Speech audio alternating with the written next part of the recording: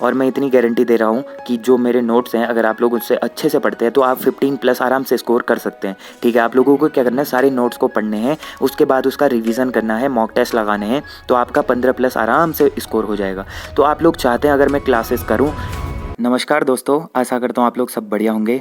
तो यार इस वीडियो में हम लोग बात करने वाले हैं एसएससी जीडी 2026 की किस तरीके से हम लोग प्रिपरेशन करें। ठीक है, जो नया फ्रेशर बच्चा है जो फर्स्ट टाइम एग्ज़ाम देगा तो वो किस तरीके से अपनी तैयारी करे, किस तरीके से अपना सिलेबस कंप्लीट करे, किस तरीके से उसको तैयारी करनी है 2026 की। देखो अभी हमारे पास 6 महीने बचे हैं, 6 महीने में हम लोग किस तरीके से कंप्लीट करेंगे सारी चीज़ें और पहले ही अटैम्प्ट में किस तरीके से हम लोग एग्ज़ाम क्लियर करेंगे। देखो इसमें जो भी सारे इवेंट्स होते हैं, जिस तरीके से हमें एग्ज़ाम देना है या फिर कैसे तैयारी करनी है, वो सारी चीज़ें मैं अपने एक्सपीरियंस के हिसाब से आप लोगों से डिस्कस करूँगा। ठीक है, तो स्टार्टिंग से मैं आप लोगों को बताऊंगा। बाकी जो लोग पहले से तैयारी करते हैं, 1-2 साल से तैयारी कर रहे हैं, तो वो लोग इस वीडियो पर आके गंदे कमेंट्स ना करें, आप लोग स्किप कर सकते हैं। जो फ्रेशर बच्चा है उसके लिए काफ़ी हेल्पफुल ये वीडियो होगी। तो मैं स्टार्ट करता हूँ। तो फर्स्ट में मैं बात करूंगा स्कीम ऑफ एग्जामिनेशन, मतलब जो एग्जामिनेशन की स्कीम होती है, किस तरीके का सिलेबस है, सिलेबस की मैं बात करूंगा।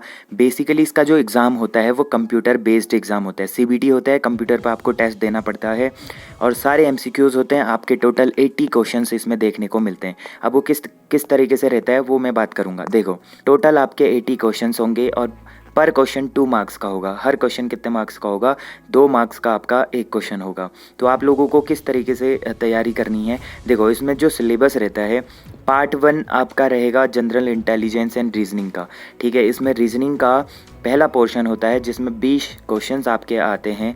20 क्वेश्चन 40 मार्क्स के होंगे। पर क्वेश्चन 2 मार्क्स का है तो 20 क्वेश्चन कितने मार्क्स के होंगे, 40 मार्क्स के होंगे। इसके बाद बात करें पार्ट बी की, तो इसमें आपका general knowledge and general awareness आएगा। इसमें आपके 20 क्वेश्चन होंगे और वो भी 40 मार्क्स का ही रहेगा। पार्ट सी की मैं बात करूँ तो एलिमेंट्री मैथमेटिक्स होता है। अब तीसरा मैथमेटिक्स का होता है, इसमें भी 20 क्वेश्चंस होते हैं और वो भी 40 मार्क्स का रहता है। पार्ट डी की मैं बात करूँ तो इसमें इंग्लिश या हिंदी में से एक ऑप्शनल होता है। या तो आप इंग्लिश मीडियम से हैं तो इंग्लिश चूज करेंगे या फिर हिंदी मीडियम से हैं तो हिंदी चूज करेंगे। अब मीडियम पे डिपेंड नहीं करता, अगर आप लोग हिंदी मीडियम से होके भी अगर आपकी इंग्लिश अच्छी है, इंग्लिश आपको ज़्यादा बेटर लगती है तो आप लोग इंग्लिश चूज कर सकते हैं। इंग्लिश मीडियम वाला बच्चा जिसको हिंदी ज़्यादा अच्छी आती है तो वो हिंदी भी चूज कर सकता है। ऐसा कोई कंपलसरी नहीं होता है कि तुम्हें हिंदी मीडियम के हो तो हिंदी ही लेना है। आप पे डिपेंड करेगा, आपके लिए ऑप्शनल होता है कि आपको कौन सा चूज करना है। तो आप हिंदी या इंग्लिश में से एक चूज करेंगे।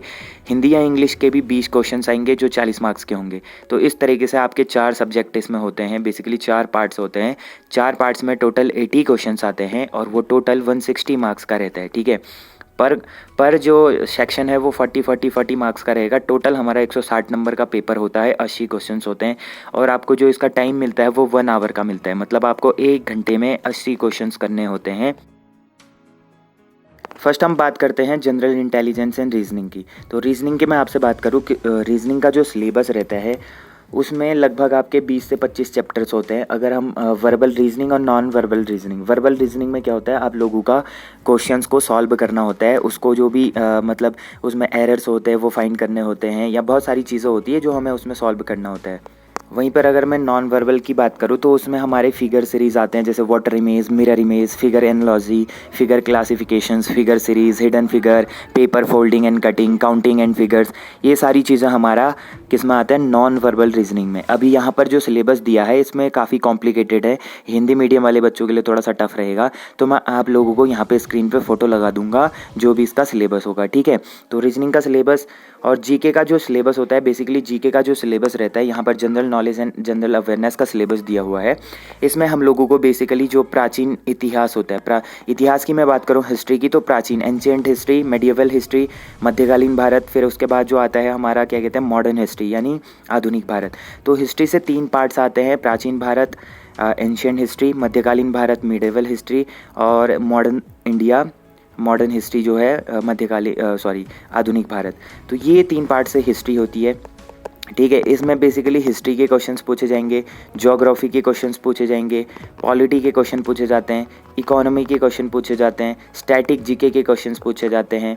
ठीक है। इसके अलावा स्टैटिक जीके के अलावा जैसे आपको वो पूछा जाएगा, करंट अफेयर्स पूछा जाएगा, तो ये जीके का रहते हैं। इसके बाद मैथमेटिक्स की मैं बात करूँ तो मैथमेटिक्स में भी हमारा 10 से 12 चैप्टर्स रहते हैं मैथमेटिक्स के, जिसमें हमारा जैसे LCM SCF है, नंबर सिस्टम है, percentage, discount profit, CISI, ratio and proportion, mixture allegation, partnership के क्वेश्चन आते हैं, एवरेज के क्वेश्चन आते हैं, time and work, pipe and system, time speed distance हो गया, बोट स्ट्रीम हो गया, मेंसुरेशन हो गया, मिसलेनियस हो गया। ये सारे जो आपको स्क्रीन पे दिख रहे हैं ये आपका मैथमेटिक्स का सिलेबस रहता है। और हिंदी इंग्लिश की मैं बात करूँ तो हिंदी इंग्लिश में बेसिक हिंदी इंग्लिश आती है। ठीक है, वो भी सिलेबस मैं यहाँ पे आपको लगा दूंगा। सेकंड नंबर हम लोग बात करेंगे फिजिकल स्टैंडर्ड टेस्ट, जो PST होता है, फिजिकल एफिशिएंसी टेस्ट, जो PET होता है, PET होता है। तो मैं इवेंट्स की बात करूँ, सबसे पहले मैं रेस की बात करूँगा। रेस में जो मेल का रहता है क्राइटेरिया, वो 5 किलोमीटर की रनिंग करनी होती है, 24 मिनट्स आपको मिलते हैं। ठीक है, 5 किलोमीटर की रनिंग 24 मिनट्स में करनी होती है। फीमेल की मैं बात करूँ तो 1.6 किलोमीटर यानी 1600 मीटर दौड़ना होता है, 8.5 मिनट आपको मिलते हैं। For candidates other than those belonging to Ladakh region. अब देखो, ऐसे कैंडिडेट्स जो लद्दाख रीजन से बिलोंग नहीं करते, सिर्फ लद्दाख रीजन से बिलोंग नहीं करते, बाकी पूरे इंडिया के लिए 5 किलोमीटर 24 मिनट्स में करना होता है। लेकिन जो लद्दाख रीजन से बिलोंग करते हैं, ऐसे मेल और फीमेल कैंडिडेट जो सिर्फ लद्दाख से हैं, उनके लिए मेल के लिए 1.6 किलोमीटर 7 मिनट में करना होता है, फीमेल को 800 मीटर 5 मिनट में करना होता है। तो ये लद्दाख रीजन वालों के लिए है। बाकी ये जो ऊपर वाला मैंने बताया, ये पूरे इंडिया में सारे जितने भी स्टेट्स हैं, यूटीज़ हैं, वहाँ पर ये क्राइटेरिया रहता है, सिर्फ लद्दाख को छोड़ के। तो फिजिकल एफिशिएंसी टेस्ट में सिर्फ आपका रनिंग होगा, रेस होगा। रेस आपको 5 किलोमीटर करनी पड़ेगी 24 मिनट में, गर्ल्स को 1600 मीटर करना पड़ेगा 8.5 मिनट में। तो ये हमारा क्या कहते हैं, फिजिकल एफिशिएंसी टेस्ट का क्राइटेरिया रहता है। अब फिजिकल स्टैंडर्ड टेस्ट की मैं बात करूँ PST की, तो इसमें कुछ चीज़ें होती है, जैसे हाइट हमें कितनी लगती है। मेल्स के लिए 170 सेंटीमीटर होनी चाहिए, फीमेल्स के लिए 157 सेंटीमीटर होनी चाहिए। अब इसमें कुछ रिलैक्सेशन वगैरह भी मिलता है, तो कुछ ऐसी कैटेगरीज होती है जिनको रिलैक्सेशन मिलता है, तो उसके बारे में भी मैं आपको बताऊँगा। चलिए अब मैं बात करता हूँ relaxation in height to few categories of candidate. कुछ ही ऐसी कैटेगरीज हैं जिनको रिलैक्सेशन मिलता है हाइट पर। तो उनमें से देखो, all candidates belonging to scheduled tribe, जितने भी कैंडिडेट्स हैं जो ST कैटेगरी, ST कम्युनिटी से बिलोंग करते हैं, उनमें जो मेल की हाइट ली जाती है वो 162.5 ली जाती है। फीमेल की बात करूँ तो 150 सेंटीमीटर इनकी हाइट ली जाती है। तो 162.5 से ज़्यादा हाइट वाले जितने भी ST कैटेगरी के बच्चे हैं, वो सारे लोग क्या कर सकते हैं, इस एग्ज़ाम को दे सकते हैं। और 150 यानी 150 से ऊपर फीमेल्स की हाइट है ST कैटेगरी से, तो आप लोग इसको दे सकते हैं, इस एग्ज़ाम को। सेकंड में बात करूंगा all scheduled tribe candidates of north eastern state. जो भी नॉर्थ ईस्टर्न स्टेट्स हैं, जैसे आसाम, त्रिपुरा, मेघालय, उस साइड के जितने भी 7-8 स्टेट हैं, उन सभी की हाइट 157 सेंटीमीटर ली जाती है और फीमेल्स की 147 सेंटीमीटर ली जाती है, 147.5 सेंटीमीटर ली जाती है। तो नॉर्दर्न ईस्टर्न वाले जितने भी स्टेट्स हैं, वो लोग क्या कर सकते हैं, इस हाइट को, अगर आप इस हाइट से ऊपर हैं तो आप लोग ये एग्ज़ाम दे सकते हैं आराम से, कोई दिक्कत नहीं है। ST कैंडिडेट्स, ठीक है। All scheduled tribes candidate of left wing extremism affected district, जो भी left wing extremism affected districts हैं, उनके लिए मेल की हाइट होती है 160, फीमेल की हाइट होती है 147.5। ठीक है।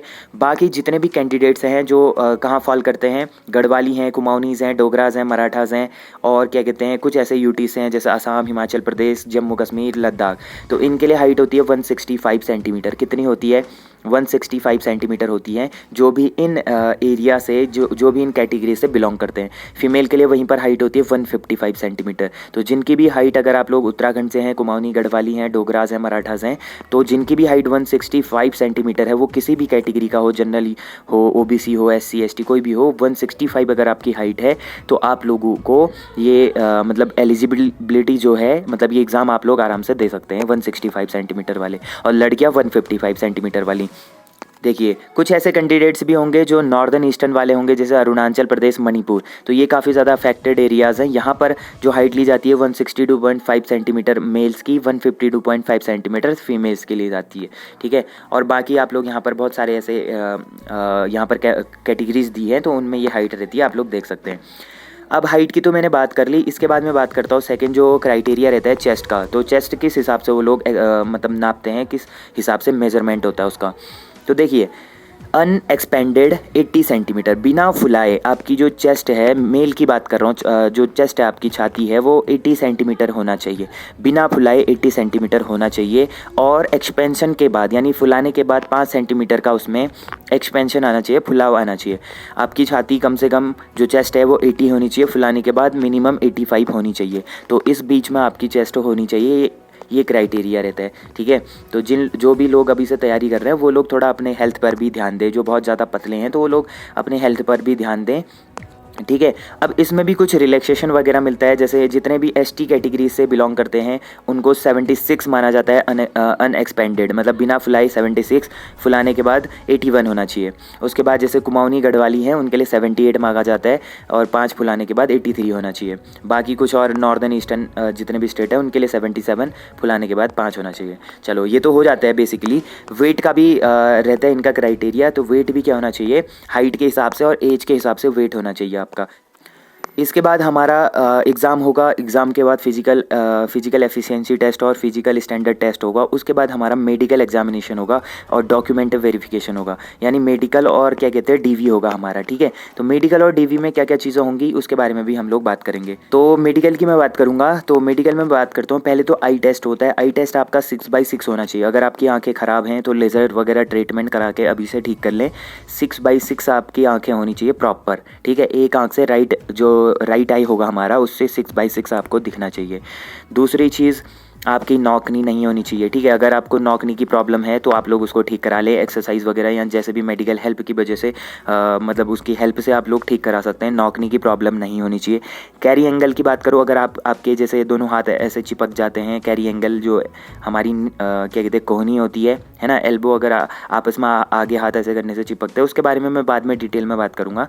तो नौकनी नहीं होनी चाहिए, कैरी एंगल नहीं होना चाहिए, 6/6 आपकी आंखें होनी चाहिए, कलर विज़न वगैरह नहीं होना चाहिए आपको, ठीक है। उसके अलावा आपके कम से कम जितने भी दांत आपके हैं उसमें से 28 टीथ आपके होने चाहिए, ठीक है। ज़्यादा आपके दांत ख़राब नहीं होने चाहिए। 2 से ज़्यादा दांत आपके ख़राब हैं तो उसमें दिक्कत आ सकती है, तो आप लोग इम्प्लांटेशन वगैरह या फिर उसको भरा लीजिए, सही करा लीजिए, दांत वगैरह में दिक्कत है, ठीक है। तो ये चीज़ें होती है मेडिकल में, उसके बारे में हम लोग बाद में डिटेल में बात करेंगे। और जिनके पास भी एनसीसी सर्टिफिकेट होगा उनको भी यहाँ पर फ़ायदा मिलता है। अगर आप लोगों के पास ए सर्टिफिकेट है तो 3.2 मार्क्स आपको बोनस मिलेंगे, बी सर्टिफिकेट है तो आपको 4.8 मार्क्स मिलेंगे, अगर सी सर्टिफिकेट है तो आपको 8 मार्क्स बोनस मिलेगा। तो जिनके पास एनसीसी सी है, बी है या ए कोई भी सर्टिफिकेट है एनसीसी का, तो जब भी आप लोग फॉर्म फिलअप करेंगे उस टाइम पे एनसीसी सर्टिफिकेट लगा लें, ठीक है। उससे आपको 3 से लेकर 8 मार्क्स का फ़ायदा मिलता है, बोनस मिलता है, और वो काफ़ी ज़्यादा फ़ायदेमंद रहेगा। एक नंबर से मेरिट रुक जाती है किसी की, अगर एनसीसी होगा तो उसमें काफ़ी ज़्यादा फ़ायदा मिलता है, ठीक है। बाकी इसमें कुछ डॉक्यूमेंट्स होते हैं एनेक्सर वगैरह, वो आप लोगों को बाद में फिजिकल के टाइम पे बता दिया जाएगा, ठीक है। अभी आप लोगों को मेन क्या करनी है, तैयारी करनी है। अब इसमें कुछ चीज़ें और इंपॉर्टेंट है, उसके बारे में भी मैं आप लोगों को बताऊंगा कि क्या क्या डॉक्यूमेंट आपके पास होने चाहिए। बेसिकली आपके पास आधार कार्ड होना चाहिए, ठीक है, वोटर ID होनी चाहिए और ड्राइविंग लाइसेंस होना चाहिए। अब ये कंपलसरी नहीं होता, इन चारों में से आपके पास एक ना एक चीज़ होनी चाहिए। आधार कार्ड है तो voter ID, driving licence, PAN card की ज़रूरत नहीं पड़ेगी। इनमें से आपके पास एक डॉक्यूमेंट होना चाहिए। बाकी आपके पास क्या क्या होना चाहिए, सर्टिफिकेट्स होने चाहिए, कास्ट सर्टिफिकेट, ठीक है। क्या होना चाहिए, कास्ट सर्टिफिकेट होना चाहिए। जब आप लोगों का फॉर्म आएगा ना, फॉर्म आने से क्रूशियल डेट होती है, क्रूशियल डेट से पहले आप लोग क्या कर ले, अपने सारे डॉक्यूमेंट्स बना ले। आप लोगों को पता नहीं रहता क्या क्या डॉक्यूमेंट्स लगते हैं, और आप लोग जैसे ही एग्ज़ाम देते हैं उस टाइम आपको कोई फ़र्क नहीं पड़ता। जैसे फिजिकल आने वाला होता है उस टाइम पे डॉक्यूमेंट की आप लोगों को दिक्कत हो जाती है कि क्या डॉक्यूमेंट बनाना है, क्या बनाना है, ये करना है, वो करना है। उस टाइम पे फिर आपको क्रूशियल डेट का पता चलता है कि अरे क्रूशियल डेट भी कुछ चीज़ होती है।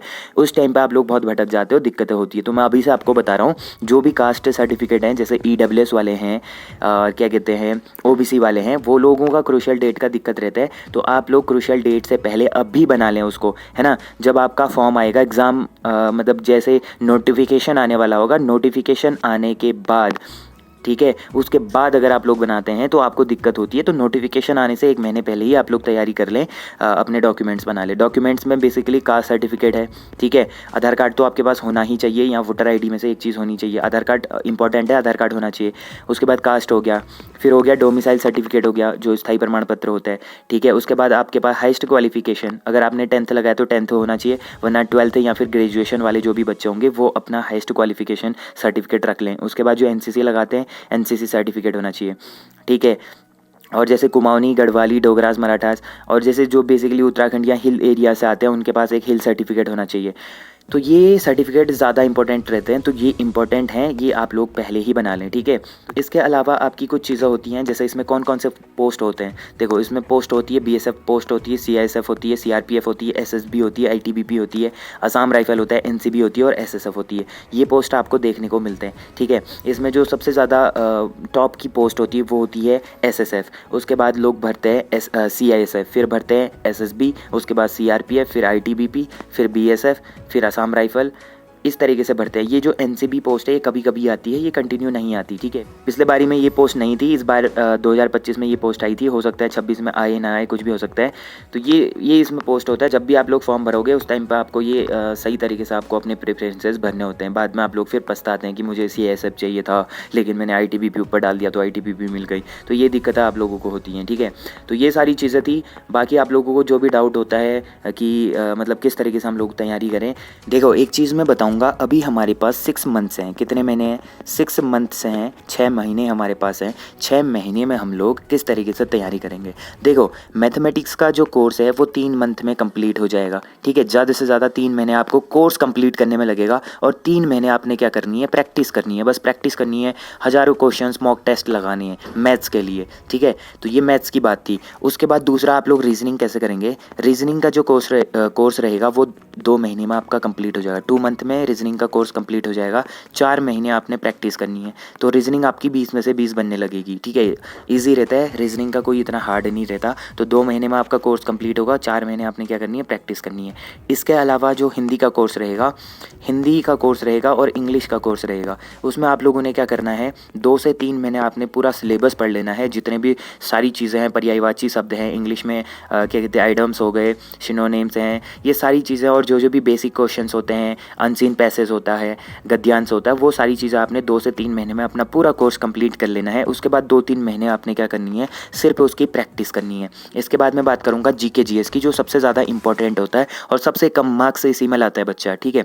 तो जीके जीएस का कोर्स आपका 3 से 4 महीने का रहेगा। 3 से 4 महीने में आपने क्या करना है, पूरा कोर्स कंप्लीट कर लेना है। क्योंकि इसमें देखो बहुत सारे सब्जेक्ट होंगे, हिस्ट्री होगा, ज्योग्राफी होगी, पॉलिटी होगी, इकोनॉमिक्स होगा, उसके साथ साथ साइंस भी होती है, 1-2 क्वेश्चन कंप्यूटर के भी क्वेश्चन होंगे, साथ में करंट अफेयर्स भी होगा। तो आप लोगों को बहुत ज़्यादा दिक्कत होगी, कोर्स बहुत ज़्यादा रहता है। तो 3 से 4 महीने आपको कोर्स कंप्लीट करने में लगेगा और 2 महीने आपको क्या करना है, सिर्फ रिवीजन करना है और मॉक टेस्ट लगाने हैं। तो इस तरीके से आप लोग अपना क्या करेंगे, कोर्स कंप्लीट करेंगे। अब देखो आप लोग क्या करोगे ना, जिनकी भी जीके या फिर जीएस जो भी है, जीके जीएस अगर आपकी वीक है, आप लोग स्टैटिक जीके के बारे में नहीं जानते, करंट अफेयर्स हो गए, बहुत सारे ऐसे जीके जीएस में हिस्ट्री है, उनके टॉपिक्स अगर आप लोगों को चाहिए होंगे, पीडीएफ्स वगैरह चाहिए होंगी, तो मैं आप लोगों को टेलीग्राम पर शेयर कर दूंगा। आप लोग टेलीग्राम ज्वाइन कर लेना। अगर आप लोग चाहते हैं कि मेरे जो नोट्स थे जिससे मैंने अपना एग्ज़ाम क्लियर करा, 2 बार मैंने एग्ज़ाम क्लियर करा अच्छे मार्क्स के साथ, तो आप लोग भी चाहते हैं अगर मैं आप लोगों को वो क्लासेस दूं, तो कमेंट करके बताना। मैं आप लोगों के लिए 2-3 दिन में ही क्लासेस स्टार्ट कर दूंगा जीके जीएस की। और मैं इतनी गारंटी दे रहा हूं कि जो मेरे नोट्स हैं अगर आप लोग उससे अच्छे से पढ़ते हैं तो आप 15+ आराम से स्कोर कर सकते हैं, ठीक है। आप लोगों को क्या करना है, सारे नोट्स को पढ़ने हैं, उसके बाद उसका रिविज़न करना है, मॉक टेस्ट लगाने हैं, तो आपका 15+ आराम से स्कोर हो जाएगा। तो आप लोग चाहते हैं अगर मैं क्लासेस करूँ तो बता देना कमेंट में, मैं 2-3 दिन में ही आपकी क्लासेस स्टार्ट कर दूंगा जीके जीएस की, ठीक है। बाकी मैथ्स वगैरह के लिए आप लोग बहुत सारे यूट्यूब पे चैनल्स वगैरह मिल जाएंगे, वहाँ पर से आप लोग मैथ्स पढ़ सकते हैं। रीजनिंग इजी होती है, किसी भी एक टीचर की क्लासेस पढ़ लेना, रीजनिंग हो जाएगी, मैथ्स हो जाएगा, ठीक है। बाकी हिंदी इंग्लिश के लिए आप लोग किताबें पढ़ सकते हैं, किताबों से आप लोग हिंदी इंग्लिश कर सकते हैं, साथ में यूट्यूब से क्लासेस भी कर सकते हैं। जीके जीएस के लिए आपको हज़ारों किताबें नहीं पढ़नी है, यूट्यूब पर से आप लोग क्लासेस कर सकते हैं। साथ में एक लूसेंट की किताबें रख लो, ठीक है। 2 किताबें आती है लूसेंट की, एक आता है हमारा क्या कहते हैं, उसमें कंप्लीट लूसेंट आएगा जिसमें हम लोग थ्योरेटिकल पूरा पढ़ते हैं। उसके बाद उसी की एक एमसीक्यूज़ वाली वस्तुनिष्ठ वाली एक किताब आती है मोटी सी, उसमें आप लोगों को एमसीक्यूज़ क्वेश्चंस देखने को मिलते हैं। तो वो दोनों किताबें आप लोग पढ़ लें। उसके साथ साथ यूट्यूब पे किसी एक मतलब चैनल से आप लोग पढ़ाई कर लें। साथ साथ में अगर आप चाहते हैं मैं भी कराऊँ तो मैं भी आपको क्लासेस दूंगा। उसमें मेरे खुद के बनाए हुए नोट्स हैं, काफ़ी सारे सालों का उसमें डेटा है। 3-4 सालों से मैं जितने भी नोट्स हैं मेरे पास वो सारे उसमें रखे हैं। अगर आप लोग चाहते हैं तो मैं आप लोगों को वहाँ से सारी चीज़ें करा सकता हूँ। तो ये इन्फॉर्मेशन थी, आप लोगों को अब डिटेल में पता चल गया होगा किस तरीके से फिजिकल होता है, किस तरीके से एग्ज़ाम होगा, क्या क्या सिलेबस है, सारी चीज़ें आपको समझ में आ गई होंगी। फिर भी अगर कोई डाउट होता है, जो भी फ्रेशर बच्चा है वो लोग मेरे को कमेंट करके बताएं कि क्या दिक्कत आपको आ रही है, ठीक है। तो मिलते हैं ऐसे इंटरेस्टिंग और अमेजिंग वीडियो के साथ, तब तक के लिए अपना ध्यान रखिए, पढ़ाई करते रहिए, take care and bye bye.